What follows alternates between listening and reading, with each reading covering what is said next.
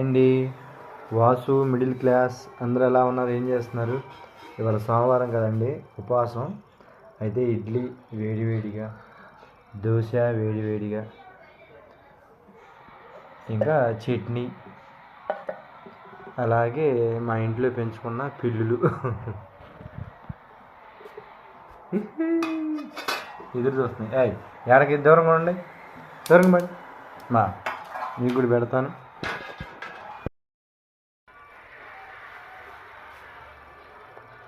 ఏం చేస్తానండి, తిన్నాను భోజనం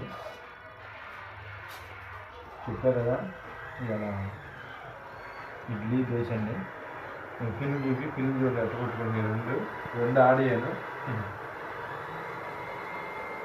ఇంత ఒక్క నిమిషం ఆగండి. పెడతా కొద్దిగా ఎడం దోశ పెడతా.